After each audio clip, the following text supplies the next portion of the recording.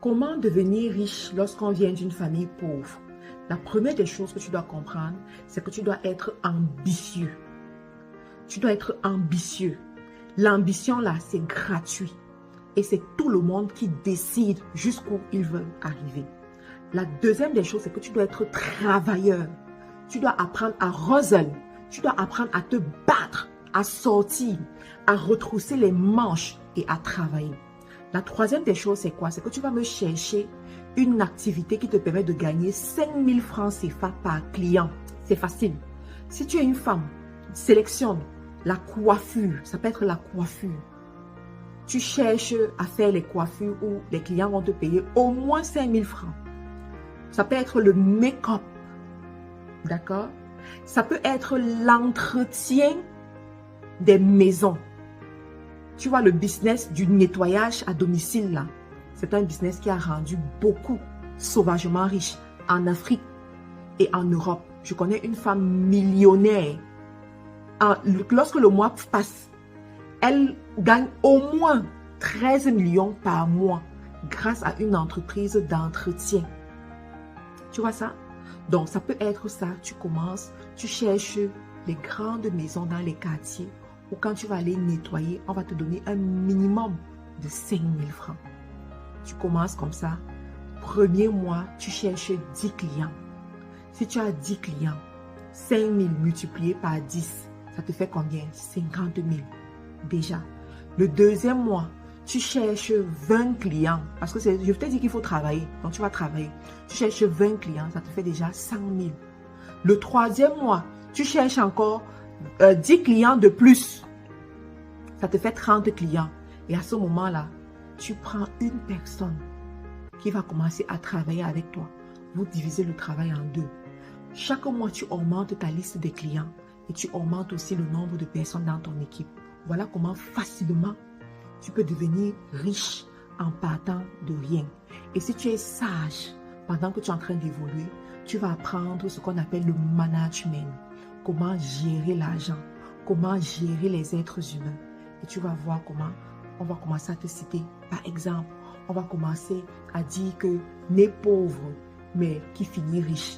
Et on va citer ton nom aussi parmi. Voilà comment facilement tu peux te faire de l'argent à partir de rien. Les amis, n'oubliez pas que l'argent est disponible. L'argent est disponible. Ce ne sont que les paresseux qui ne voient pas où se trouver l'argent. Mais les gens qui sont intelligents, les gens qui sont travailleurs, savent où se trouver l'argent et vont chercher cet argent-là. Au revoir, abonne-toi, c'est gratuit.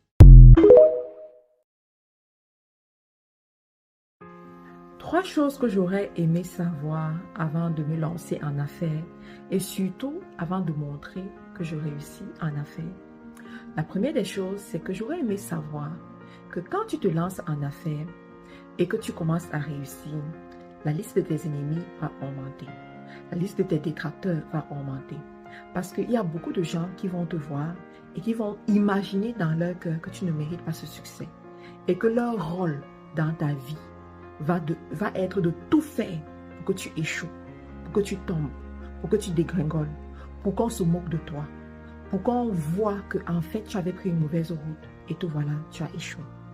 La deuxième des choses que j'aurais aimé savoir, c'est que plus tu montes, plus tu vas te retrouver seul. Plus tu ne peux plus marcher avec n'importe qui, plus tu ne peux plus te retrouver à n'importe quel endroit, plus tu ne peux plus afficher n'importe quoi. Parce que plus tu affiches ce qui te fait plaisir, ce que tu aimes, ce qui représente beaucoup pour toi, plus ces choses-là seront attaquées. Je prends un exemple. Il y a des gens qui me demandent pourquoi je n'affiche pas ma famille, mon mari, mes enfants, ce qui me plaît. Je leur dis, j'ai essayé, mais je me suis rendu compte que cela me posait plus de problèmes. Les gens aiment attaquer ce qui est bien dans ta vie. Les gens aiment attaquer ton socle. Les gens aiment attaquer ce qui te maintient. Donc, tout ce qui est bon, tout ce qui te permet d'avoir l'équilibre, quand tu es dans les affaires, toutes ces choses-là doivent être cachées. Sinon, ça va contribuer à ta perte à un moment donné. La troisième des choses que j'aurais aimé savoir avant de me lancer dans les affaires, c'est que tu vas attirer beaucoup de concurrents. Beaucoup de concurrents. Mais pas des concurrents convaincus, mais des concurrents qui se lancent juste pour pour te mettre les bâtons dans les roues, pour te détruire aussi en cours de route. Voilà, tu vas les attirer et tu es obligé de faire avec eux. Tu es obligé de travailler même souvent avec eux. Tu es obligé d'avancer avec eux. J'aurais voulu savoir qu'il faut beaucoup de fair play pour réussir en affaires. Il faut beaucoup de distanciation pour réussir en affaires. Il faut avoir le cœur calme devant les situations. Savoir garder son calme devant n'importe quelle situation pour réussir en affaires. Parce que le monde n'est pas conçu pour te faire prospérer. Le monde n'est pas conçu pour te faire avancer sans difficulté. Le monde est conçu pour te faire tomber, pour te faire dégringoler, pour te faire avoir honte. Mais toi, quand tu restes persévérant, quand tu sais pourquoi est-ce que tu t'es engagé, quand tu sais où tu vas, et au-delà de tout, quand tu as ton Dieu, parce qu'à certains moments, tu ne peux pas voir toutes les embûches qu'on te met sur le chemin, tu ne peux pas voir tous les plans que les gens sont en train de formater contre toi. Mais quand tu as ton Dieu, tu pries ce Dieu, il t'accorde la protection, et puis tu avances et tu vas de gloire en gloire. Voilà.